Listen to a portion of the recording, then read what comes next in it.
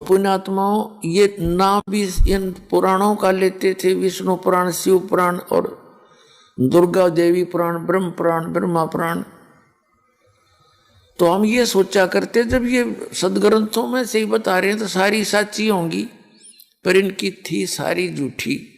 ये एक नंबर के झूठे थे। आचार्य शंकराचार्य और ये जितने मंडलेश्वर गुरु महंत हमारे हिंदू धर्म के थे, इनको अपने सदग्रंथों का कैख भी ज्ञान नहीं, आज तक भी ज्ञान नहीं इनको।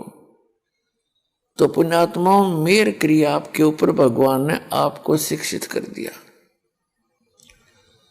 और अब ये असंग जन्म का झंझट आपका मिट जाएगा जब बिटवाना चाहोगे तो। और जब गफलत करोगे और इतना सुअवसर प्राप्त करके भी, जैसे बच्चा स्कूल में प्रवेश पाता है विद्यालय में, और परिवार वाले उसको पूरी छूट देते हैं, पूरी सुविधा देते हैं, खूब खा पी, अच्छा ओढ़ पैर, लेकिन बेटा अपनी पढ़ाई करके सफल हो, तो वो चांस आपको मिला हुआ है जितने मनुष्य शरीरधारी प्राणी हैं इस पृथ्वी के ऊपर। और जो उस समय को व्यर्थ खो देते हैं गफलत के अंदर, वो आजीवन मजदूर बनकर रहते हैं। और जो सफल हो जाते हैं वो सुख प्राप्त करते हैं, कारों में चलते हैं, पंखों के नीचे लेटते हैं। और जो गफलत कर जाते हैं विद्या के समय में, तो वो आप भी मजदूरी करते हैं, उनके बच्चे भी वहां मिट्टी के अंदर लेटे हुए होते। तो पुण्यात्माओं, यदि आप ईब चूक गए इस गोल्डन चांस को, ये गोल्डन चांस है चारों युगों का, ये प्राइम टाइम है उस भक्ति का, मोक्ष का। इसमें कंप्लीट कोर्स आपको दिया जा रहा है। पहले आंशिक साधनाएं दी जाती थी जिससे केवल आप इस जन्म मरण के चक्कर में रहते थे, मानव शरीर अधिक प्राप्त हो जाते थे। तो अब परमात्मा ने ये समय दिया है, तो अब आप इसको चूकना नहीं और अपना कल्याण करा लेना। प्रसंग चल रहा है कि श्रीमद् भगवद गीता अध्याय नंबर 4 के श्लोक नंबर 32 में एक ब्रह्मणे मुखे शब्द है मूल पाठ में। तो इन अनुवादकर्ताओं ने इसका अड़ंगा कर रखा है, वेद की वाणी में लिख दिया। श्रीमद् भगवद गीता अध्याय नंबर 17 श्लोक नंबर 23 में यही ब्रह्मणे शब्द है। ब्रह्मणे ओम तत्सत इति निर्देश है, ब्रह्मणे तिर्विध समर्थ है, ब्राह्मणा तेन वेदा च यगा विहिता पुरा। पुण्यात्माओं, आपने सनातन धर्म सुना, और सनातन धर्म के व्यक्ति श्री ब्रह्मा, श्री विष्णु, श्री शिव जी से ऊपर उनकी बुद्धि नहीं गई, और किसी ने ब्रह्म मानकर पूजा की तो भी लास्ट में उनके साथ कैसे धोखा हुआ। उन्होंने साधनाएं की, वेदोनुसार ओम नाम का जाप शुरू किया, और ब्रह्मा जी को आकाशवाणी हुई थी जब इसका जन्म हुआ था, तब ये युवा हुआ था कि तप करो तप करो। वो तप करो का आदेश था इस ब्रह्म का, काल का, और ब्रह्मा जी ने सोचा ये भगवान का आदेश है, वो तप, तो उस आकाशवाणी से ग्रहण कर लिया। और यजुर्वेद के 40वें अध्याय के 15वें मंत्र से ओम मंत्र ले लिया। ओम मंत्र को उस पूर्ण परमात्मा का जानकर ऋषियों ने साधना की, और साथ में वो आकाशवाणी वाला हठ योग तप ले लिया। तो इन्होंने साधनाएं की, मेडिटेशन किए हठ योग से। तो इस काल भगवान ने प्रतिज्ञा कर रखी है कि मैं अपने वास्तविक रूप में कभी किसी को दर्शन नहीं दूंगा। श्रीमद् भगवद गीता अध्याय नंबर 4 के श्लोक नंबर 24 और 25 में इसने स्पष्ट किया कि अर्जुन, मैं अपनी योग माया से छुपा रहता हूं, मैं कभी किसी के समक्ष नहीं आता। ये मेरा अनुत्तम अव्यय यानी अटल घटिया नियम है। और ये मूर्ख लोग मुझ अव्यक्तिम व्यक्तिम आपनम मनन्ते अबुद्धे, ये बेबुद्धि के लोग मुझे कृष्ण मान रहे होंगे। मैं कृष्ण नहीं हूं, मैं तो छुपा रहता हूं। चौथे अध्याय के श्लोक नंबर 4 और 9 में कहता, अर्जुन तेरे मेरे बहुत जन्म हो चुके, मेरे जन्म और कर्म अलौकिक है। अलौकिक कर्म ये इस प्रकार है, श्री कृष्ण में बोल रहा है। और आज तक ये ऋषि महर्षि आचार्य शंकराचार्य हमारे धर्मगुरु, ये मंडलेश्वर ऋषि महंत, ये कख नहीं समझ सके। ये कृष्ण जी बोल रहा था। जब अर्जुन कहता है कि हे महानुभाव आप कौन हैं, अर्जुन तो कृष्ण का, श्री कृष्ण तो अर्जुन के साले थे, क्या रिश्तेदार को पहचानना भूल गया वो? वास्तव में वो इसी बूंदी शकल देख कर डर गया, सचमुच किया था कोई और बला है, कृष्ण नहीं है। तो कहने का भाव ये है पुण्यात्माओं कि ऋषियों ने हठ योग किए, मेडिटेशन किए, और इसका ओरिजिनल रूप वो है जो गीता जी में 11वें अध्याय में लिखा है। अर्जुन जैसा योद्धा भी कांप गया और घबरा गया, कति थर थर कांपे, वो है इसका असली रूप। इसने कहा है गीता अध्याय नंबर 11 के श्लोक नंबर 32 में कि मैं काल हूं, सबको खाने के लिए अब आया हूं। गीता अध्याय नंबर 11 के श्लोक 47-48 में इसने कंसेप्ट क्लियर कर दिया कि अर्जुन ये मेरा वास्तविक रूप है। इसको आज से पहले तेरे अतिरिक्त किसी ने नहीं देखा और आगे भी कोई नहीं देख सकता, ना वेदों वर्णित विधि से, ना तप से, ना जप से, ना किसी क्रियाओं से। इति सिद्धम के वेदों में वर्णित विधि तो वही है जो श्रीमद् भगवद गीता में वर्णित है, वही वेदों में है। तो परमात्मा प्राप्ति नहीं हो सकती। उसके लिए ऑप्शन छोड़ रखा है कि यदि तुमने उस परमात्मा की शरण में जाना है। इसने तो कसम खा रखी मैं दिखूं नहीं किसी ने, मैं किसी के सामने आऊंगा ही नहीं, फाइनल है। और इसी कारण से हजरत मोहम्मद जी को इसी काल भगवान ने पर्दे के पीछे से सारे आदेश दे दिए, और वही ये गीता के अंदर श्री कृष्ण में प्रवेश करके ज्ञान दे रहा गीता का। तो इन्होंने जब साधनाएं की तो इस काल भगवान ने किसी को तो ब्रह्मा जी के रूप में दर्शन दे दिए।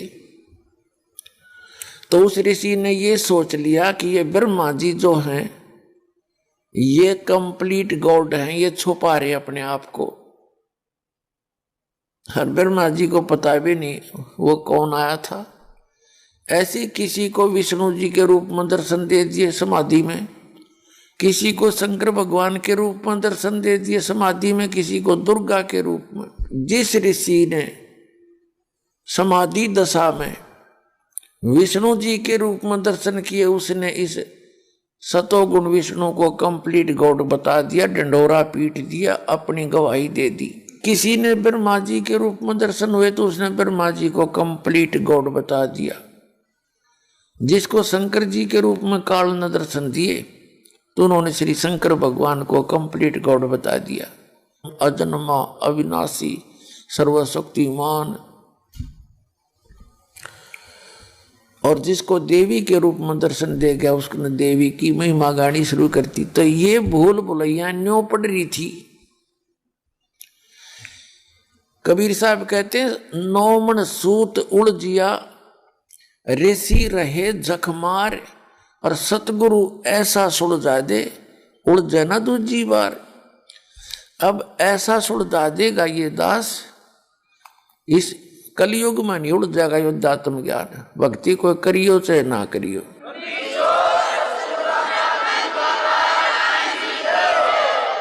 वैसे तो पुण्यात्मा परमात्मा सुड़ जाकर धर गए थे, सुड़ जाकर रख गए थे सुरक्षित, लेकिन ये कबीरपंथी, ये बालक थे, इन्होंने वो सूत अधिक उलझा दिया। जितने मुंह उतनी बातें, जितने संत उतना ही नाम, उतना वैसा ही ज्ञान, उलझ पुलझ कर दिया। अब उसी परमात्मा कबीर भगवान ने इस दास पर दया करी, इतनी बुद्धि दी। दास की इतनी औकात नहीं थी कि इतने निर्मल ज्ञान को और परमात्मा के बच्चों तक सुलझा के पहुंचा सकूं। ये कबीर परमात्मा की दया से सारा कुछ हो रहा है।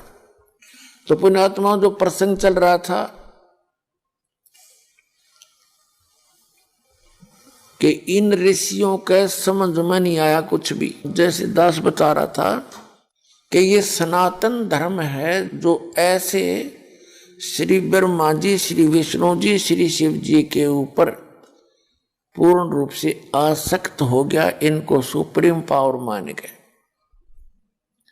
और हमारा जो धर्म है वो आदि सनातन है, आदि सनातन। जैसे श्रीमद् भगवत गीता अध्याय नंबर 17 के श्लोक नंबर 23 में कहा है कि ओम तत् सत इति निर्देश है ब्रह्मणे त्रिविध समर्थ है ब्राह्मण तेन वेदा च यज्ञ विहिता पुरा। ब्राह्मण माने समझदार व्यक्ति, भक्त। ब्राह्मण का जो अर्थ होता है, एक तो ब्राह्मण सोए जो ब्रह्म पहचाने, यानी परमात्मा को जान ले, वो ब्राह्मण है। बाकी वैसे कहने मात्र से कोई ब्राह्मण बना रहे, वो ब्राह्मण नहीं है। और जितना वो ब्राह्मण है वो अपने सत्र का है। ज्ञानी व्यक्ति ज्ञानी भी अर्थ होता है ब्राह्मण का, और भक्त भी अर्थ होता है ब्राह्मण का। तो पहले समय में भक्त, विद्वान भक्त इसी साधना से यज्ञ, धार्मिक अनुष्ठान ऐसे करते थे, इन 3 मंत्रों का जाप करते थे। क्योंकि शुरुआत जब आई, ब्रह्मा जी ने जो ज्ञान देना था काल के द्वारा बताया, उसने दे दिया। परमात्मा चारों युग में आते हैं, चारों युगों में आते हैं ये परमात्मा अपने बच्चों को, क्योंकि हम उसी की संतान हैं, हम उनके बच्चे हैं। अपनों के लिए अपने दुखी होया करें, दूसरे तो ठोकर मारे, डांट मारे और मजदूरी करवावें, और अपने पिता के पास आने के बाद हम नखरे करें और बढ़िया खुआओ पिवाओ और उड़ाओ परावे माता पिता के घर पे। तो हमारा सबका माता पिता ये कबीर भगवान है, अल्लाह अकबर है। और हम फंस गए इस काल विलीन के। इसने हमारी बिरानवाटी कर रखी है, नौका मजदूरी करो और खाओ, और सतलोक में कुछ करना नहीं, नो बड़े भंडारे। पुण्यात्माओं, क्योंकि हमने यु घसा पटा, यु कंजूस, यु कंगाल लोक ही देखा आज तक। हमने उस परमात्मा के लोक की झलक भी नहीं देखी, इसलिए हमारा ये बात जचती नहीं, विश्वास नहीं होता कि भगवान कैसे दे देगा बगैर करे। भगवान ने एक विधि बताई है कि ऐसी साधना करो और ये भक्ति करो तो तुम्हें बिना करे भी दूंगा मैं। अब जैसे बालक है, स्टूडेंट है, जो विद्या ग्रहण कर रहे हैं, माँ बाप उनको बगैर घर के काम करे नो के तू काम ना करे बेटा, अपना पढ़ाई का कर ले बेटी, और बैठे ना रोटी भी दे बना के भी, और कपड़े बनवा के धरे ले बेटा, और जाओ स्कूल में विद्या प्राप्त करो। उनको बैठों को मिल रहा है। और यदि वो बच्चे गफलत करते हैं, बच्चे माता पिता 1-2 वर्ष देखेंगे, फिर उन्हें कहेंगे चल कर मजदूरी, बैठ दुकान पे, ना चल खेतों में, तो फिर वो मजदूर लाने पड़े। इसी प्रकार यदि हम सत साधना करेंगे इस परम पिता के बताए अनुसार, आपके घरों में इतनी बरकत कर देगा, सत्कर मान लियो, आपका समझ में नहीं आओगी हो कैसे रहा है।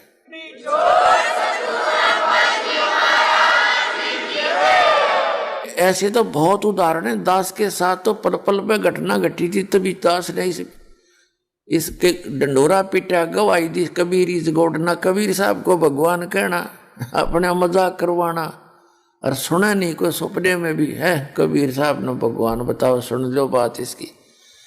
और लेकिन ये भगवान था और है और सदा रहेगा।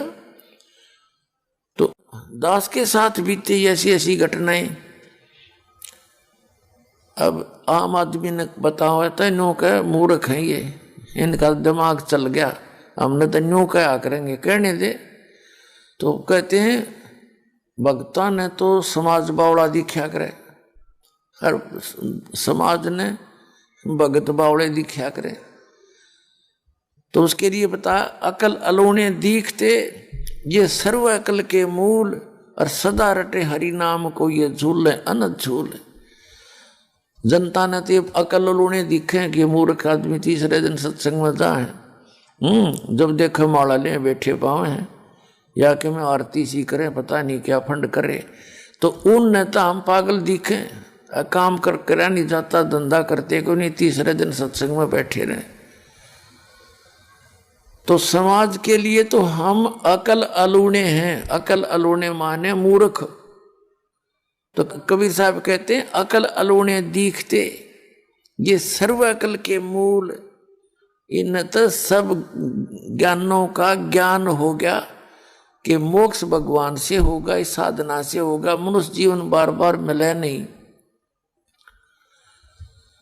और परमात्मा जब बरकत देगा तो ऐसी देगा, समाज खड़ा खड़ा देखेगा और आपकी नकल करेगा, आपके साथ आना पड़ेगा उन्हें एक दिन, ये विश्वास है।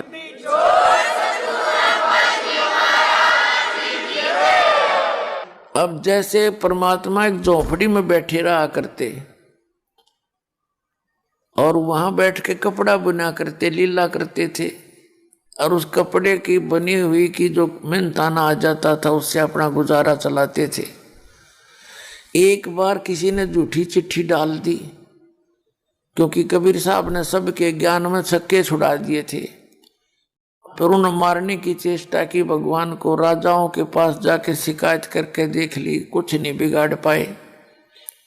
अंत में झूठी चिट्ठी डाल दी कि कबीर भंडारा करेगा। 18 लाख व्यक्ति बाबा जी आगे, जैसे कुंभ का मेला देखो आप, वहां तक शायद ही मुश्किल तो 2-3 लाख इकट्ठे हो रहे होंगे। 18 लाख आगे इसे अपने चेलियां समेत। उस चिट्ठी में ये भी लिख दिया था कि एक दौर मिलेगी, दौर यानी कंबल समझ लो, बहुत बढ़िया वाला। दोहर होती थी, वो डबल होती थी और बहुत अच्छे कपड़े की बनी हुई होती थी, सर्दियों में काम आता था। वो कंबल टाइप होता था, वो कॉटन का ही। एक दोहर बहुत कीमती होता था और एक असरफी 10 ग्राम सोना, कि ये तो प्रत्येक साधु को दक्षिणा में दिया जाएगा प्रत्येक भोजन के उपरांत।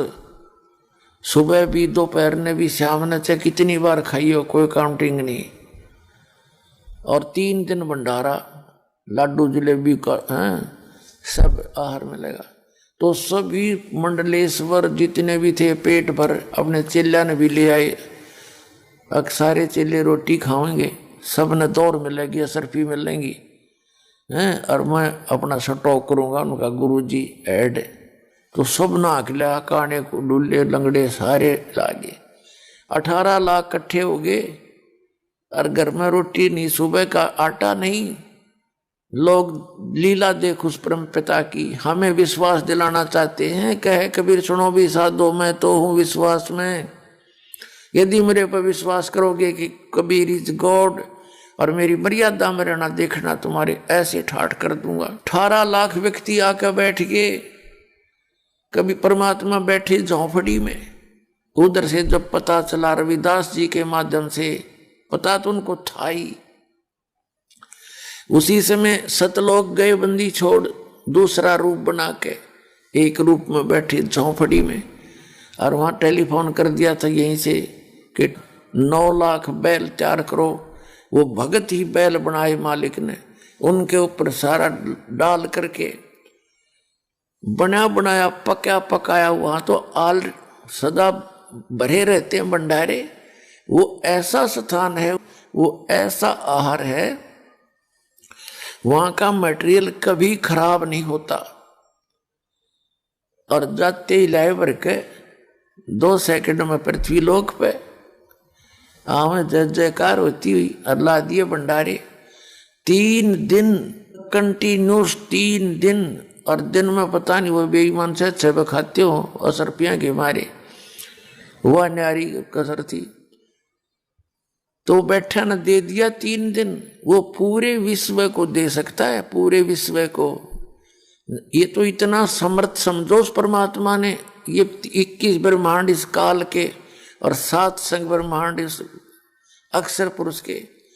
जैसे एक बहुत बड़ा धनी किसान जिसके 1000 मन बाजरा हो जा और उसमें तो वो 10 किलो बाजरा और या 1 किलो बाजरा, 2 किलो बाजरा एक कहीं क्षेत्र में डाल दे जहाँ चींटियों के बेल हों, तो उनने पूरे वर्ष बहुत है, पर्याप्त है वो। और उसका कुछ भी ना लग गया, उसकी एक मुट्ठी। तो वो समर्थ ऐसा स्थान है सतलोक, और वो ऐसा समर्थ भगवान है कबीर साहब। आपके लिए एक मुट्ठी छोड़ देगा ना सतलोक से, अरे हरा भरा हो जाएगा पूरा पृथ्वी, फलदार वृक्ष लग जाएंगे।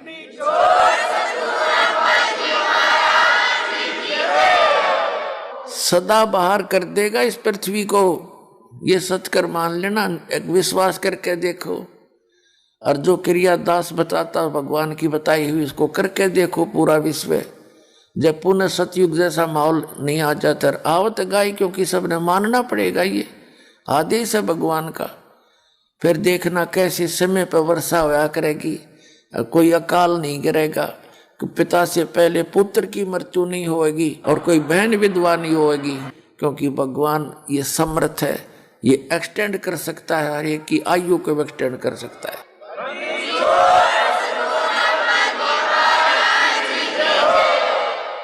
क्योंकि अब क्या स्थिति आ गई, बहन विधवा हो रही है क्योंकि पति पीवा शराब, वह 6 महीने, साल, 2 साल दुख सुख पाका, आखिर महीनों को हे भगवान यू मर जाता अच्छा है, तो बताओ कैसे फिर सुहागन रहेगी। और पहले इतना अच्छी तरह रहा करते थे, नेक नीति से व्यवहार करते थे, अब हमारे विचार मलिन हो गए, विचार साफ थे। अपनी पत्नी को वो बहुत प्यार से रखा करता था, तो पत्नी हरदम दुआ किया करती थी, ये परमात्मा इतनी अच्छी आत्मा का आदमी है, इससे पहले मैं मर जाऊं, यो बाद में मरे। तो पुण्यात्माओं अब पुनः वही स्थिति आ जाएगी, सब बुराई छोड़ेंगे। ये बीड़ी शराब मांस तमाकू ये बकवाद चटपट हमने कहाँ बकवाद सीखी, उन गंदे लोगों से सीखी। और ये नाचने गाने सरेआम रंडियों जैसा काम ब्याह में करने लगे हम, नाचना गाना ही बूंदी शकल कर ले, मुंह पर लाल लाल लगा के, ये कोई यार यू फैशन बन गया। ये लिपस्टिक पेपस्टिक ना लाओ तो बहनें कहती हैं, ऑफिस के अंदर चर्चा चलती है कि तू क्या हो गया, तेरे घर में क्या घटेगी घटना, तू ये लिपस्टिक ना ला कहती, ये सब बूंदा मुँह ना कर कहती है तेरा कहते भैया। ये सारी हमने एक परंपरा बना ली, जो कितनी बकवाद है वो एक परंपरा में आ गई।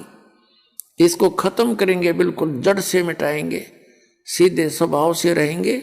और हम विवाह शादियों में जो बेमतलब की अपनी समस्या पैदा करते कतई नहीं करेंगे, क्योंकि इससे हमारा एक दूसरे का संस्कार बढ़ता है। हमने संस्कार को खत्म करना है वहां जाने के लिए जहाँ सदा सुखी रहेंगे और वहाँ सदा कोई दुख नहीं, वहाँ वृद्ध अवस्था नहीं और वहाँ मृत्यु नहीं सतलोक में। तो क्या है कि ब्राह्मणा 3 वेदा चयगा विहिता पुरा, पुरा माने सृष्टि की प्रारंभ में, ये परमात्मा प्रत्येक युग में आते हैं और उस समय भी यही ज्ञान सुनाते हैं। लेकिन जो बुद्धिमान व्यक्ति होते हैं वो परमात्मा की शरण में आते हैं, और जो माया के पुजारी काल से प्रेरित होते हैं वो परमात्मा के ज्ञान को स्वीकार नहीं करते। तो यहाँ ये इसका सारांश है 17वें अध्याय के 23वें श्लोक में गीता जी में, कि प्रारंभ में जो बुद्धिमान व्यक्ति थे, ब्राह्मण माने बुद्धिमान भक्त, वो इस ओम तत् सत के मंत्र का ही जाप किया करते थे, परमात्मा से नाम लेकर के। फिर परमात्मा ने पता था कि ये 3 युगों के अंदर ये प्राणी इस भक्ति को नहीं कर सकते, क्योंकि प्रत्येक व्यक्ति साधना करते होते हैं, और प्रत्येक को सतयुग के अंदर, त्रेता और द्वापर तीनों युगों में उनको खूब सुख होते हैं, संतान भी होती है प्रॉपरली, बेटे और बेटी भी होती हैं, सब अच्छे होते हैं, नेक स्वभाव के होते हैं, उनके व्यवसाय भी अच्छे होते हैं, उनके ऊपर कोई आपदाएं नहीं आती, वो होते हैं उनके पूर्व जन्म के। और वो गलती से मान बैठते हैं कि जो साधना हम कर रहे हैं इससे हो रहा है, तो यह भूल कलयुग तक पड़ी रही। कलयुग के इस पहले चरण में सभी सुखी थे, सबके बेटे थे, कोई एक आध बेशक ना कोई संतान या बेटे ना हो, को बेटियों को हम संतान में गिना ही नहीं करते बगैर ज्ञान के। तो अभी तक सभी के ठीक सा काम चल रहा था, अच्छी लंबी आयु थी, 100 वर्ष तकरीबन जिए जाया करते, 80-90 तो। और जो साधना करते या ना करते फिर भी उनको सुख, जो वो सुख मानते वो हो ही रहे थे। और अब क्या स्थिति थी आगे, कि अब साधना भी कर रहे हैं बिना मटीनो कीनो, दुर्गति पहले से बढ़ गई, कि पूर्व जन्म के संस्कार तो अक्षीण हो लिए, और नया चार्जर ठीक मिला नहीं, सत साधना है नहीं। तो अब इनके समझ में आवेगी वो बात, क्योंकि जैसे जिसकी बैटरी डिस्चार्ज होगी हो, उसका ना पंखा चलता, ना उसका जो मोबाइल चार्ज हो है, ना उसका कोई और काम हो है।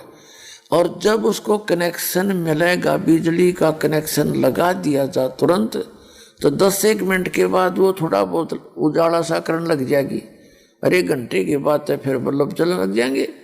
तो ऐसे ही आप जी की बैटरी डिस्चार्ज होली सतयुग, त्रेता, द्वापर तीनों युगों में, और आप करते रहे शास्त्र विदिता कमन माना आचरण, आप ये सोचते रहे हम साधना कर रहे हैं उससे लाभ हो रहा है, और वो ये साधना अब कर रहे तो ईब क्यों ना होता आपको लाभ, क्योंकि वो साधना थी ही नहीं, वो शास्त्र विदिता का मनमाना आचरण था। और ईब आपको 3 फेस का कनेक्शन देगा ये दास, लानते ढूंढा ठा देगा, आपको पता चलेगा खाया बनेगी बात।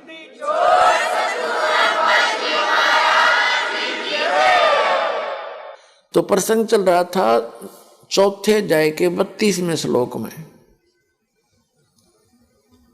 क्या बताया है कि उस पूर्ण परमात्मा ने समर्थ सच्चिदानंद घन ब्रह्म, 17वें अध्याय के 23वें श्लोक में एक ब्रह्म ने शब्द है, इन्हीं अनुवाद करता हूं कि यहाँ बुद्धि सलप नहीं करी, इन्होंने सही अनुवाद कर दिया।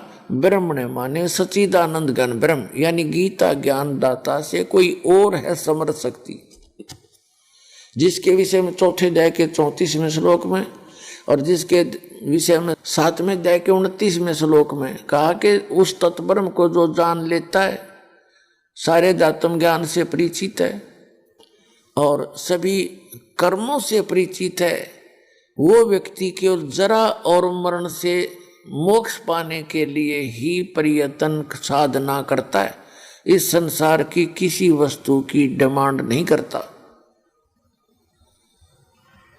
अब अर्जुन ने 8वें अध्याय के प्रथम मंत्र में गीता जी में पूछा कि किम तत्ब्रह्म, किम अध्यात्म और किम कर्म पुरुषोत्तम, वो तत्ब्रह्म कौन है जिसके विषय में आप बता रहे हो, उसको जानने के बाद फिर आदमी यहाँ की कोई इच्छा नहीं चाहता, उस अध्यात्म ज्ञान से परिचित हो जाता है, उस अध्यात्म ज्ञान से परिचित होकर जो चौथे अध्याय के 34वें श्लोक में लिखा है कि तत्वदर्शी संत की खोज कर ले, वो तत्व ज्ञान बताओगा। और तत्व ज्ञान कौन सा होगा? जो चौथे अध्याय के 32वें श्लोक में बताया कि सच्चिदानंद घन ब्रह्म ने खुद अपने मुख से आके बोला, वो ज्ञान है तत्व ज्ञान। और वो तत्व ज्ञान ना गीता जी में, ना वेदों में, ना कुरान में, ना पुराण में, ना बाइबल में, ना तोरा जबूर और अंजील में। वो तो ज्ञान इसे हटकर है, चारों युगों में दिया, वो नष्ट कर दिया गया बाद में, किसी का समझ में आया नहीं। अब कलयुग में फिर दया करी दाता ने, 600 वर्ष पहले आए थे, 120 वर्ष रह के गए परमात्मा। परमात्मा की पहचान बताते हुए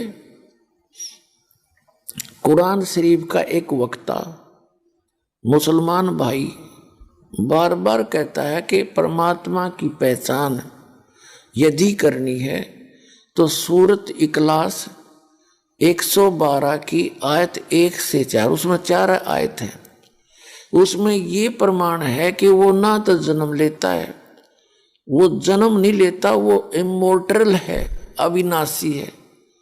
तो परमात्मा कबीर साहब है, उसके ऊपर खरी जाती है वो सारी उनकी डेफिनेशन, उनकी सारी पहचान कि वो सह शरीर आया था, उसका जन्म नहीं हुआ उनका, परमात्मा का। सह शरीर गए थे मगर स्थान थे, मगर स्थान है, पहले बस्ती जिला था, अब संत कबीर नगर जिला के अंदर एक छोटा सा कस्बा है। वहाँ बिजली खान नवाब थे, मगर रियासत के नवाब, वो भी कबीर साहब के शिष्य थे। और वीर देव सिंह बघेल काशी के राजा थे, नरेश थे, दोनों ही शिष्य थे। परमात्मा ने मगर के अंदर आकर शरीर छोड़ने का, अपना अंतिम प्रस्थान करने का फैसला कर लिया, क्योंकि ब्राह्मण लोगों ने मूर्ख बना रखा था समाज को कि जो मगर मरेगा वो गधा बनेगा और नरक में जाओगा।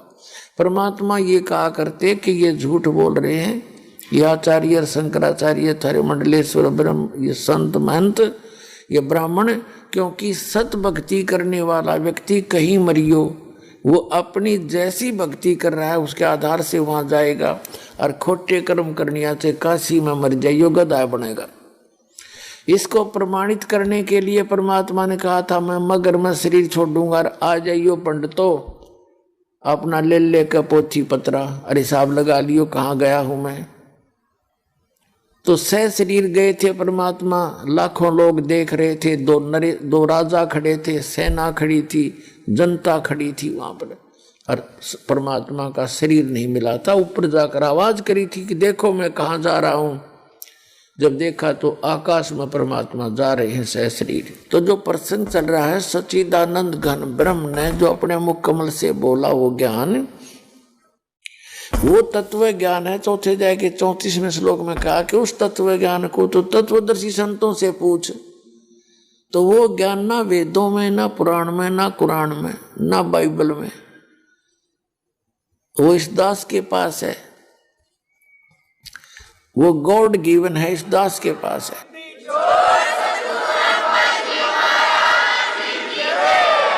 अपनात्माओं कबीर सागर और कबीर जी की वाणी, ये है सच्चिदानंद घन ब्रह्म की वाणी। लेकिन जैसे एक बहुत बड़ा जंगल है, वन है, फॉरेस्ट है, उस फॉरेस्ट के अंदर सब बूटियां हैं, जड़ियां हैं, जड़ी हैं, औषधि हैं, फलदार वृक्ष भी हैं। तो जो वैद्य होता है वो जाकर के उस इतने बड़े फॉरेस्ट में से, जंगल से अपने मतलब की वो जो जिस रोग की औषधि बनानी है वो जड़ी चुन लावेगा, तोड़ के ले आओगा और कूट पीस के फांकी बना देगा, जड़ते रोग काट देगा। तो कबीर सागर ईदे फॉरेस्ट एक वन है, इसमें आम व्यक्ति नहीं पहचान सकता इसी जड़ी बूटियों को। इस दास को परमात्मा ने वो पारखू बनाया है, वो तत्वदर्शी संत बनाकर भेजा है। उस गॉड गिवन बुद्धि से दास ने वो जड़ी, वो संजीवन बूटी निकाल ली इस कबीर सागर, कबीर परमेश्वर जी की उस फॉरेस्ट रूपी, उस जंगल रूपी अमृतवाणी से। और आपको दे दी। अब ऐसी जड़ी बना दी है कि पूरे विश्व का कल्याण हो सकता है, ये कभी खत्म नहीं होती। और फिर भी शेष रह जाएगी इस दास के पास, ऐसी प्रबल शक्ति है इस दाता की, उस कबीर भगवान की। तो प्रसंग चल रहा है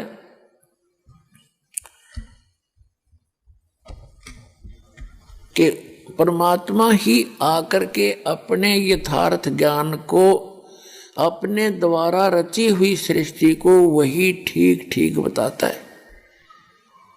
अथर्ववेद कांड नंबर 4 अनुवाक नंबर 1 मंत्र 1 से लेकर 7 में 7 मंत्र हैं। सृष्टि रचना के कोड वर्डों में कंप्लीट है उसके अंदर। लेकिन गुरु और टीचर तो वही होता है जो कोड वर्डों को भी समझे और विद्यार्थियों को विश्लेषण करके बतावे। आज तक हमारे इन वेदों के पाठकों और वेदों के 3 चतुर्वेदियों को, चारों वेदों को जो कंठस्थ घोट के और सुनाते फिरते थे, त्रिवेदी तीनों वेदों का को घोट लेते थे, दिव्यवेदी जो 2 वेदों को कंठस्थ याद कर लेते थे, उन ब्राह्मणों को दिव्यवेदी कहा करते थे, दिव्यवेदी। और उनको तो कख भी पता नहीं इन है क्या, वो तो लद्दे फिरे थे बेमतलब। जैसे परमात्मा ने कहा कि पीठ मनुखा दाख लदी है, पीठ मनुखा दाख लदी है और कर रहा खात बबूल। ऊंट के कमर के ऊपर मनुखा दाख लाद रखी है एक व्यापारी ने, और अज्ञानता के कारण वो तो इतनी निर्मल चीज से कमर पर धरे बैठा है और स्वयं बबूल खा रहा है कि करके कांटे में मुंह फड़वा रहा है अपने। तो ये ब्राह्मण, ये त्रिवेदी चतुर्वेदी दिव्यवेदी यही से थे। कमर पर तो यानी चारों वेदों को कंठस्थ याद करें और करें तीर्थ व्रत और धामा पर जावें, पूज्य मूर्ति रामकृष्ण को भगवान बतावें। तो कहते हैं पीठ मनुखा दाख लदी है और यू कर रहा खावे बबूल। तो पुण्यात्मा दास ने वो बोरा पटक दिया मनुखा दाख का, और खाओ और छको आनंद लो। वो वास्तविक मंत्र भक्ति का आपको दे दिया।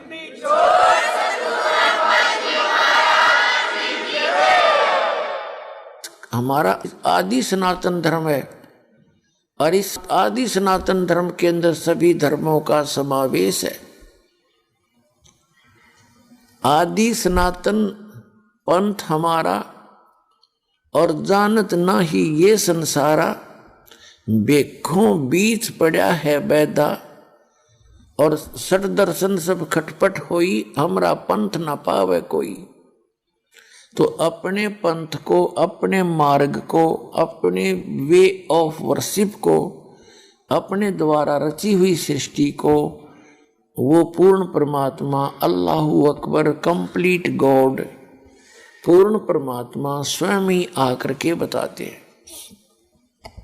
तो उन्होंने 600 वर्ष पहले ये ज्ञान दिया था। प्रसंग जो चल रहा है कि चौथे अध्याय के 32वें श्लोक में वही ब्रह्मण शब्द है जो 17वें अध्याय के 23वें श्लोक में श्रीमद् भगवद गीता के अंदर है। तो 23वें श्लोक में इन्होंने सही अनुवाद कर दिया, ब्रह्मण का अर्थ कर दिया सच्चिदानंद घन ब्रह्म। हर यहाँ मार के डंडी चौथे अध्याय के 32वें श्लोक में इनकी बुद्धि स्लप करेगी कि सच्चिदानंद, यहाँ लिखना था सच्चिदानंद घन ब्रह्म की वाणी में उस परमात्मा ने अपने मुख कमल से बोला है वो ज्ञान। उसके अंदर विस्तार के साथ धार्मिक अनुष्ठानों यज्ञों की जानकारी है और उस ज्ञान को समझने के उपरांत ये प्राणी सभी कर्मों से मुक्त हो जाता है। चौथे अध्याय के 34वें श्लोक में गीता ज्ञानदाता कहता है कि उस तत्व ज्ञान को जो गॉड गिवन है, complete God given, complete spiritual knowledge है, जो पूर्ण परमात्मा के द्वारा पूर्ण अध्यात्म ज्ञान है। उस ज्ञान को तू तत्वदर्शी संतों के पास जाकर समझ। इससे सिद्ध हो गया कि गीता ज्ञानदाता उस तत्व ज्ञान से परिचित नहीं है। यदि परिचित होता तो एक अध्याय और लिख देता 19वां, कि वो ज्ञान 19वें में पढ़ ले, मैंने सारा लिख दिया। इसको पता ही नहीं, क्योंकि ये सब जीव संज्ञा के अंदर, जैसे प्रधानमंत्री के अंतर्गत पूरे देश के जितने भी अधिकारी हैं वो उसके अंतर्गत आते हैं। प्रधानमंत्री सुप्रीम पावर है, वो इनकम्प्लीट पावर है, इनकम्प्लीट साहब हैं। तो उनके अंदर अन्य चाहे गृह मंत्री है सेंटर का, और चाहे गृह मंत्री है यहाँ अपने कोई प्रांत का, या मुख्यमंत्री है, वो प्रधानमंत्री जितना शक्तिशाली नहीं हो सकता। इसी प्रकार ये ब्रह्म जो है, ये भी साहब है, भगवान है, ब्रह्म है, लेकिन ये सरब्रह्म है, सरपुरुष है। गीता अध्याय नंबर 15 के श्लोक नंबर 16 और 17 में स्पष्ट किया है। पुण्यात्माओं, आज तक जो सबसे बड़ा उलझन हमारे सामने रही है कि प्रत्येक धर्म के धर्मी व्यक्ति अपने अपने धर्म को उत्तम मानते हैं, दूसरे वाले को रिजेक्ट करते हैं किन्हीं किन्हीं कारणों से। अब पहले तो यहाँ हमारी अज्ञानता है कि हम धर्म में दोष निकाल रहे। धर्म तो धर्म ही है, ना कम होता है ना ज्यादा होता है, घटिया तो होता नहीं, वो तो श्रेष्ठ ही श्रेष्ठ है। धर्म उस का नाम है जिसके अंदर ये लक्षण हो, वो धर्मी व्यक्ति होगा। जो इन नियमों का पालन करता वो धर्म है। धर्म का अर्थ है कि संविधान है। वो संविधान के अंदर है, नंबर 1 तम्बाकू सेवन नहीं करे, नंबर 2 मांस नहीं खावे, नंबर 3 शराब नहीं पीवे, नंबर 4 पर स्त्री गमन बलात्कार आदि बकवास दुष्टता नहीं करे, डाके नहीं मारे, चोरी नहीं करे, और किसी की वचन मन कर्म वचन से भी किसी की आत्मा नहीं दुखानी चाहिए। तो ये धर्म के एक नियम है। और भक्ति करे पूर्ण परमात्मा की, अल्लाहू अकबर की, उस कंप्लीट गॉड की। तो ये धर्म है, ये कानून है धर्म का, ये संविधान है। इस संविधान को पालन करने वाले को धर्मी व्यक्ति कहते हैं, धर्मात्मा, पुण्यात्मा। और जो इनमें से एक भी नियम का पालन नहीं करता तो उसने पंचर कर रखा है अपनी गाड़ी में, वो वहीं खड़ा है, बेसिक धर्मात्मा कहलाता है। तो इसका छोटा बड़ा नहीं होता धर्म का। फिर रही बात कि जैसा भी जो जिस पुस्तक को पढ़ता है उसको वो अपने हिसाब से उसको सेटिंग करके सर्वश्रेष्ठ मान बैठता है। तो पुण्यात्मा, वेद जो है ये पुरातन ग्रंथ है, सबसे पुराने और सबसे श्रेष्ठ। सबसे श्रेष्ठ का मतलब है उस सूक्ष्म वेद को छोड़कर अन्य ये श्रेष्ठ ज्ञान रखते हैं। और उसके बाद है श्रीमद् भगवत गीता। उसके उपरांत अन्य जो ग्रंथ हैं, पुराण हैं, उपनिषद हैं, महाभारत या सुधा सागर है, ये किसी ऋषि विशेष का ज्ञान है। तो ऋषि विशेष का ज्ञान जो है वो अपने स्तर का होता, उसका अपना अनुभव, जैसा उसने भगवान को जाना। तो पवित्र श्रीमद् भगवत गीता एक कंक्लूजन है चारों वेदों का, निष्कर्ष है। और इसके साथ साथ जैसे ये अन्य 4 बुक और हैं, ये उनके बाद की पुस्तक है। और इनका भी ज्ञानदाता वही है जो गीता जी का ज्ञानदाता है।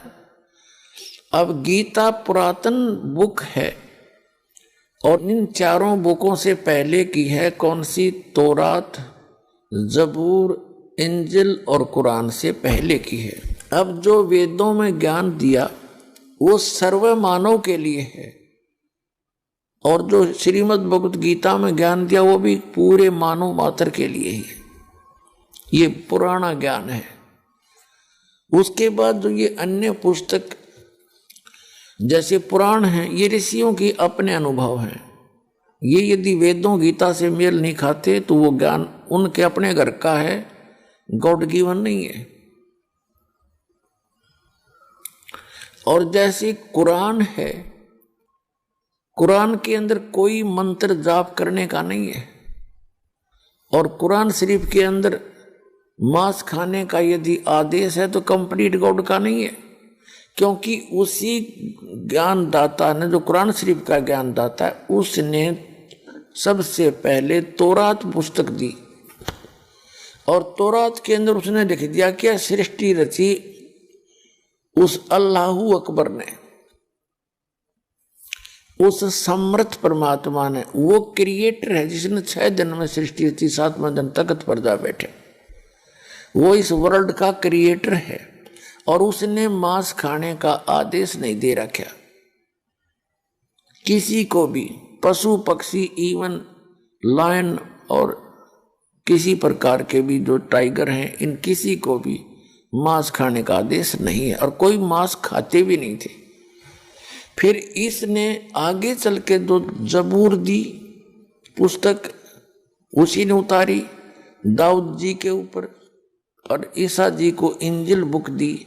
उसमें वो बार बार वर्णन करने की आवश्यकता नहीं समझी उसने।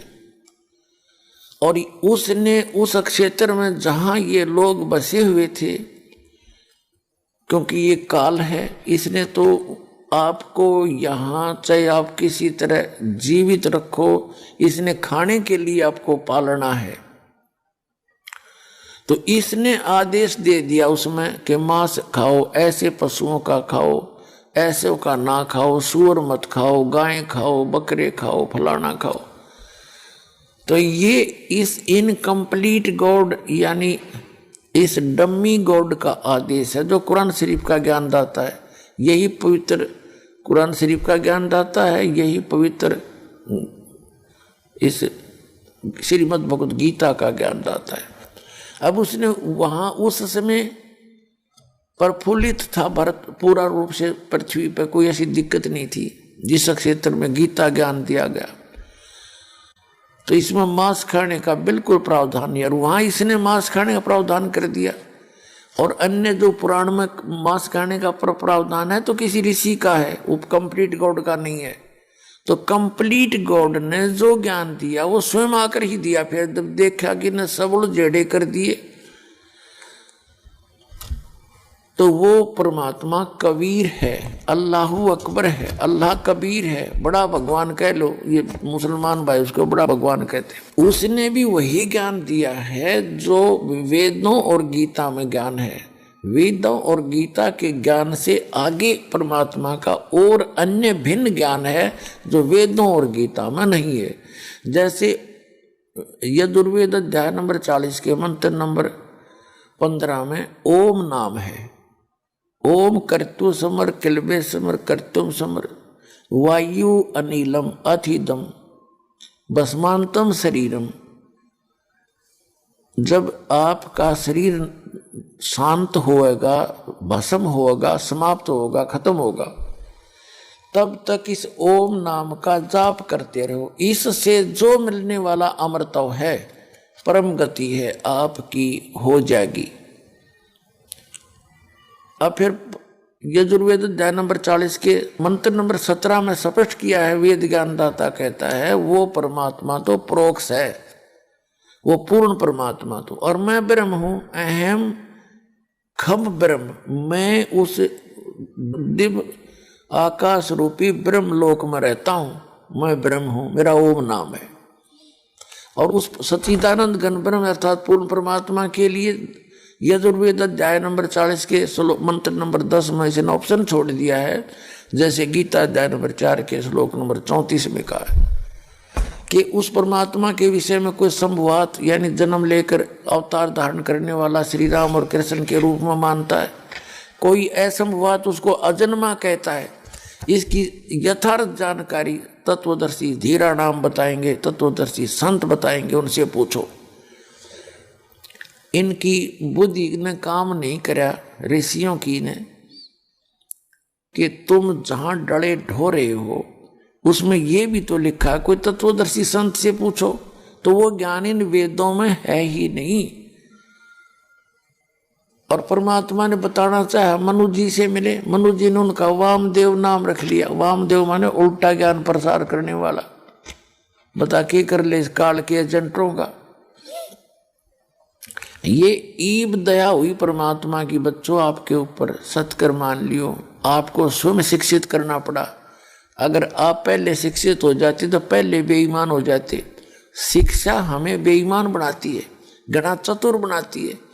और समाज में रहने के लिए घनी चतुरता नहीं, अपनी नेक नीति और सभ्यता की ज्यादा आवश्यकता होती है। और इसने दोनों खत्म कर दी हमारी। छोटे छोटे बच्चे देखे कैसे वस्त्र पहन कर चलेंगे और कैसे मांग मूंग पाड़ कर नू करते चले। ये कोई एक सभ्य समाज के रहने का और बसने का ढंग है। तो इसने बिगाड़ दिया अपने को। लेकिन परमात्मा को पता था इसने तो मैं संभाल लूंगा इस ज्ञान से।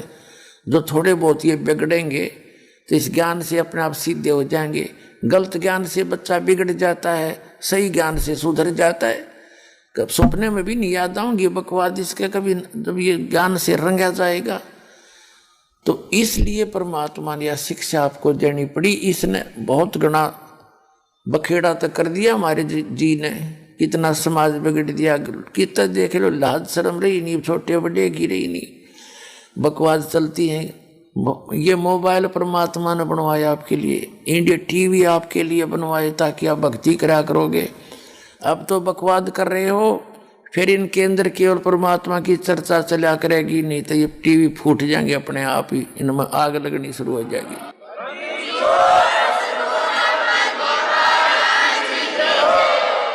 ये तो दिया इसलिए अनमोल रत्न आपको, ना आदमी बना के दिखाओ कंप्यूटर ये इंटरनेट। ये तो गॉड गिवन माइंड है। और ये फूले पड़े साइंटिस्ट, यार गड्ढे थे साइंटिस्ट।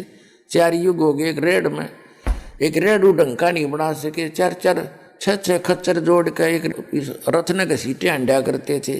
कहाँ थे इनके पास वो। अब दास का जन्म हुआ किसान परिवार के अंदर। फसल को निकालने के लिए एक छड़ा लाया करते, छड़ा यानी एक झाड़ काट के, और उसने उस घेर के वो सारा फसल गेहूं की पकी हुई और उसको ऊपर बैलों कर उसने अंडाए जाते छड़े ने। हर वो एक महीने में जाकर सूत में आता वो 100 मन गेहूँ मुश्किल थे। अरे 100 मन गेहूँ काट दे कट कट कट कर दे घंटे के अंदर। तो ये गॉड गिवन आपके लिए दिया कि समय को आप भक्ति में लाइयो। जब ताशा खेलन पर लागे, राजनीति की बतलाओ है, टीवी पाँख पाने बैठे रहे, फिल्म देख के सारा परिवार, फिर राम नाम की चर्चा सुना करोगे। आपने ये सुहावे नहीं किए बकवाद जो आजकल आपको बहुत अच्छी लग रही है। ये तो बालकों का खेल है। तो ये परमात्मा ने दिया ये ज्ञान आपको। वही मनुष्य पहले थे, वही मनुष्य आज हैं। इसलिए बनवाया कि आप मेरे को पहचान और पीछा छुड़वा लो। था आपके साथ बहुत बूंदी बन रही है, बहुत बुरी बनी हुई है। या कोई जीवन है? सारा दिन एक पेट के लिए धक्के खांदा हंडा, 100 झूठ बोला है, फिर रिश्वत ले हुए, कर्म फोड़ा अपने, आगे गधा बन के फिर लटखानता को मार के। तो यह दुर्गति आपने दूर दिखाई देगी सामने, जब आपकी मोतिया में हट जाएगा या काल की भांग उतर जाएगी। और भांग उतरेगी सत्संग से। आज तक सत्संग नहीं मिला आपको, सत्कर मान लियो पुण्यात्मा हो, आपको सत्संग नहीं मिला। ये बकवाद बताने वाले मिले हैं जिनको खुद ज्ञान नहीं, और आंशिक ज्ञान कहीं थोड़ा सा सुना दिया, बोली आत्मा है, परमात्मा की तरफ में भटक ही रहे हैं, तो वो उनके पीछे हो लिए। तो अब इस ज्ञान से, इस उपकरणों से जो परमात्मा ने आपको दिए, आपका मोबाइल आपकी जेब में होगा, ब्लूटूथ चल पड़ा, कान का टांग ले अपना, और जेब में फोन है, कान में मंत्र चल रहे हैं, साथ में बैठे नहीं पता यू क्या कर रहा है, ना डिस्टर्बेंस हो। दूसरे ने कोई कहा भाई बंद कर ले भाई बंद कर लिया, मंत्र चल रहे हैं। और चाहे सफर में चालो, चाहे किधर खेत का में जाओ, मजदूरी करो, दुकान पर बैठो, या कहीं भी अपना काम कर रहे हो, भक्ति करा करेंगे। कभी शब्द सुन रहे हैं, कभी परमात्मा की वाणी सुन रहे हैं, कभी सत्संग सुन रहे हैं, कभी सुबह दोपहर शाम की 3 समय की अपनी स्तुति कर रहे हैं। फिर मंत्र याद आ गया, भाई प्रथम मंत्र कर लें, भाई दूसरा भी कर लें। इतना बिजी शेड्यूल हो जाएगा, अपने बकवाद करने की फुर्सत नहीं मिलेगी और बेड़ा पार हो जाएगा, सतलोक चले जाएंगे।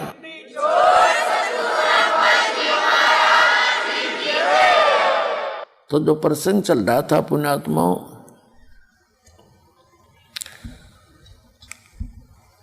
के गुरु गोविंद दोनों खड़े, किसके लागू पाए, बलिहारी गुरु अपना, जिन गोविंद दियो मिलाए। परमात्मा बताते हैं कि सतगुरु आए दया करी। आदरणीय गरीबदास साहिब जी को परमात्मा मिले थे गांव छोड़ानी, जिला झज्जर, हरियाणा में। खेतों में गऊ चरा रहे थे, 10 वर्ष के बालक थे। और आदरणीय गरीबदास साहिब जी, उनका मूल गांव करोथा, जिला रोहतक, जहां अपना आश्रम है जो सरकार के अधीन है अभी, वहां के मूल निवासी थे। और छुडानी गांव है जिला झज्जर के अंदर, वहां आदरणीय गरीबदास साहिब जी के नानका थे, यानी मामा थे। वहाँ उनकी मम्मी थी, वहाँ की माँ, उनकी माता जी गांव छुडानी की थी। और उनकी माता जी का नाम रानी देवी था। भगतमती रानी का कोई भाई नहीं था, इसलिए गरीबदास साहिब जी के पूज्य पिताजी श्री बलराम जी धनखड़ गोत्र के थे, जाट थे, वो किसान। छुडानी के अंदर वो घर जमाई रूप में रहा करते थे। तो वहां 12 वर्ष हो गए थे रहतों को, 12 वर्ष वहां रहते को हो गए थे। पहले लाज शर्म घड़ी हुआ करती थी। और तो 12 वर्ष में जाकर के संतान प्राप्ति हुई आदरणीय गरीबदास साहिब जी। गरीबदास जी के नाना जी के 1400 एकड़ लगभग जमीन थी, 1400 एकड़ यानी 2500 बीघा, बड़ा बीघा होता था वो, जो वर्तमान के 3.25 बीघों का, 2.5-3 बीघों का 1 बीघा होता था। तो इतनी जमीन थी, वर्षा हो जाती कुछ बोई जाती, बाकी वैसे चरागा बनाया खाली रखा करते, पशुपालन ज्यादा करते थे। तो गरीबदास जी भी, क्योंकि पहले तो सब कोई स्कूल सकाल में जाते नहीं थे, विद्यालय में छोटे बच्चे ही अपने खेतों में काम लग जाते थे। मजदूर का मजदूरी करता, दुकानदार का दुकान पर बैठने लग जाता, किसान का अपने पशुओं के साथ खेतों में ले जाया करते। तो वो परमात्मा कहते हैं गोता मारूं स्वर्ग में, वो अल्लाहू अकबर, वो पूर्ण परमात्मा, कंप्लीट गॉड, परम अक्षर ब्रह्म। गोता मारूं स्वर्ग में, जा बैठूं पाताल। और गरीबदास जी को जो परमात्मा का ज्ञान हुआ, कहते हैं गरीबदास ढूंढता फिर वो अपने हीरे मोती लाल। आप वो हीरे मोती लाल हो, परमात्मा कैसे खोज कर लाए आपको?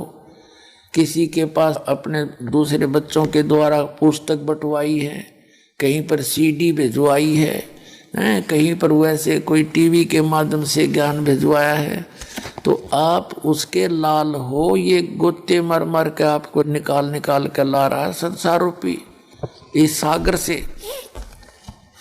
तो वो परमात्मा अपने उसी उद्देश्य से गोता मारूं स्वर्ग में, अर्जा बैठू पाताल। गरीबदास जी के उनकी वर्णन करे भगवान की महिमा की कबीर साहब यूं कहते हैं कि गरीबदास ढूंढता फिर वो अपने हीरे मोती लाल। तो वहां पहुंच गए छुडानी में। ये मार्च, अभी फाल्गुन आएगा ना, फाल्गुन उतरते की द्वादशी, यानी फाल्गुन सुदी द्वादशी को दिन में 10 बजे सी, पहले तो और ज्यादा गर्म दिन हो जाते थे दिन के, वहाँ बालू रेत ज्यादा होता था तो गर्मी सी हो जाती है। बच्चे सभी पाली, बड़े छोटे जितने 10-15 पाली थे, वो एक जंडी का पेड़ होता था उधर, पीपल पापड़ नहीं होते थे, जैसे डिजर्ट था, ज्यादा मरुस्थल टाइप था। एक जंडी के पेड़ के नीचे बैठ कर अपना रोटी खा ली, भोजन खा रहे थे। तभी परमात्मा सतलोक से आकर उतरे, थोड़ी सी दूरी पे किसी को दिखाई दिए नहीं, वहां से पैदल आते दिखे जैसे साधु संत फकीर, एक जिंदा महात्मा के रूप में। तो वहां आकर के उन बच्चों से राम राम करी। बच्चों ने देखा, और बड़े बड़े भी पाली थे, बड़े उम्र के, 40 के, 45 के, 50 के, 20 के। सबसे छोटी उम्र के गरीबदास जी से थे 10 वर्ष के। उन्होंने सब ने मिलकर कहा, महाराज जी भोजन पा लो, भंडारा खाओ। परमात्मा ने कहा, भोजन तो मैं खा के आया हूँ भाई, अपने गांव से। उन्होंने पूछा, आपका गांव कौन सा है कि सतलोक? अब उन्हें क्या पता, पालियों ने सतलोक होगा, कोई गांव होगा भाई। कि बाबा जी भोजन ना खाते तो दूध तो पीना पड़ेगा, दूध बिना पिए तो हम जान नहीं था अपने पास से, क्योंकि ये हमें पाप लगेगा, साधु संत बगैर कुछ खाए पिए जाओगा। तो परमात्मा ने कहा कि भी ऐसा कर, अगर दूध पिलाना चाहते हो तो कंवारी गाय का दूध पिया करूँ मैं, कंवारी गाय का। तो पाली जो बड़ी उम्र के थे वो कहने लगे, बाबा जी तेरी दूध पीने की नीत को ना बकवाद करे तू, आप तो मजाक करते हो हमारे साथ, कंवारी गाय दूध देती है। तो परमात्मा ने कहा, देख लो भाई, दूध पिलाना तो पिलाओ, और कुंवारी भी गाय दूध दे देती है, ऐसी क्या बात है। उनकी वार्ता हो रही थी, तभी गरीबदास जी उठे। 10 वर्ष के बालक, जैसे बालक का स्वभाव प्रारंभ से ही अच्छा होता है, ऐसे बच्चे का। एक गाय थी जो कुंवारी गाय थी, बच्चिया उसकी लाडली सी, उनकी रस्सी बांध रखी थी गले में, उसकी पकड़ कर रस्सी और गले से वहां लिया, वह गाय उसके साथ साथ वो लेती थी, इतनी उसका लगाव था उनमें। और ला के खड़ी कर दी परमात्मा के सामने। अब देखो महाराज जी, इसका बच्चा था नहीं, छोटे छोटे थन है, उसका हाथ मारे थना के नीचे। गरीबदास जी, गऊ बहुत शरीफ होती है, बहुत सी गवे, अब देखो इनका दूध तो है, देगी कैसे? तब परमात्मा ने कहा, कोई एक पात्र है, कोई मटका कलश छोटा कहाँ जी है, साफ करके रखा हुआ, वो कहते हैं इसके नीचे लगाओ। गरीबदास जी नीचे लगा लिया। कबीर साहब खड़े हुए और थपकी मारी, गाय को आशीर्वाद दे दिया कमर पे। वो बचिया के लंबे लंबे सुतन हो गए, और वो छोटा सा कलश जो 5-7 किलो का था वो भर गया, और लंबे लंबे सुतन हो गए। तो गरीबदास जी ने लाकर परमात्मा को दे दिया जो वहां बैठे थे। परमात्मा ने आधा पिया, कुछ पिया थोड़ा बहुत उसमें से, और फिर कहा, ले भाई बच्चों दूध पी लो, ये अमृत है, तुम्हारे लोग का नहीं है, मेरे गांव तो आया है, मेरे गांव से आया ये दूध। तो उन बड़े जो पाली थे उन्होंने सोचा, इस बाबा जी में